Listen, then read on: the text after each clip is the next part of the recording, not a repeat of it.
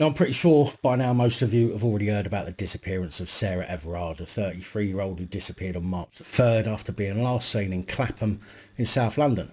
Sarah's disappearance has been described as completely out of character by her family. Police have spent time searching for and reviewing CCTV from the areas Sarah was believed to have been and found footage confirming that she was walking alone around 9:30 p.m. on the evening of the 3rd of March. Sarah's father, Jeremy, a professor at the University of York, and her mother are reported to have travelled to London to join in the search, and they said in a statement, "With every day that goes by, we are getting more worried about Sarah. She is always in regular contact with us and with her friends, and it is totally out of character for her to disappear like this. We long to see her and want nothing more than for her to be found safe and well. We are so grateful to the police and all our friends for all they are doing. We are desperate for news, and if anyone knows anything about what has happened to her, we would urge you to please come forward and speak to the police. No piece of information is too insignificant." Strangely though, the Metropolitan Police said on the 7th of March that the case is being dealt with by Scotland Yard's Specialist Crime Command because of the complex nature of the case, although at that point, based on the information available publicly, it was no more complex than any other missing person case. So personally, I feel they knew something more at that point, but was withholding it from the public. At the time, Detective Chief Inspector Catherine Goodwin said, "I would like to stress that there is no information at this stage to suggest anything untoward may have happened to Sarah. The focus remains on returning her home to her family, safe and well, and that is our number one priority." So again, it's strange to think that although there was nothing to suggest a complex case, Scotland Yard seemed to have said different. Yesterday, the Metropolitan Police released a statement saying that a serving Metropolitan Police constable had been arrested in connection with Sarah's disappearance, initially on suspicion of kidnap, but later released an update saying that the constable had also been arrested on suspicion of murder. The constable is believed to be serving with the Parliamentary and Diplomatic Protection Command, with his primary role being uniformed patrol duties of diplomatic premises. Information initially released about the man was sparse, and I assume the police didn't want the man identified. But the police constable is now believed to be 48-year-old Wayne Couzens from Kent, who's also being quizzed over a separate allegation of indecent exposure. A woman in her 30s has also been arrested on the evening of March the 9th on suspicion of assisting an offender. Both Couzens and the woman were arrested at their £200,000 property, which is near to Woodland, where police are currently searching for Sarah.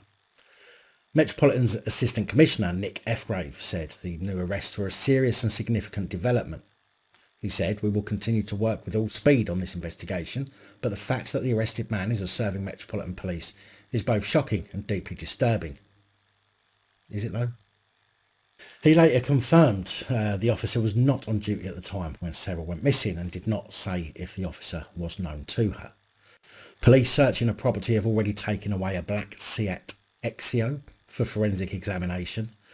They were also searching near Bettleshanger Park, which is around 2.5 miles from the house, as well as an abandoned leisure complex in Great Chart near Ashford, which was previously used for paintball golf at a driving range.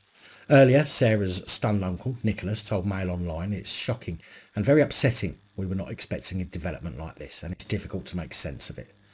I found out that a police officer had been arrested through the media. I spoke to my brother straight away and he was as shocked as me. The whole family is, and all our friends. I spoke to him again this morning and we are waiting for an update from the police. The police are doing everything they can and we are grateful to them.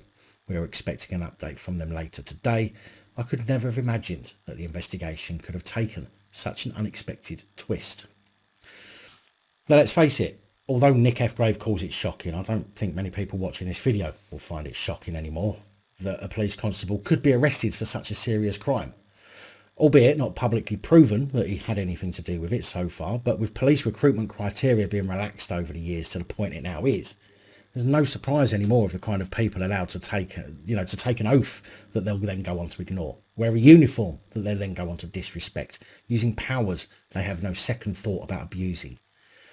To me, this proves a very strong point that there needs to be a complete overhaul of the police in this country. There needs to be private psychologists with no ties to the police or government testing every single police constable, from PCSOs and special cops, police civilian staff, right up through the top ranks, with any indication of issues flagged and that person taken off duty immediately.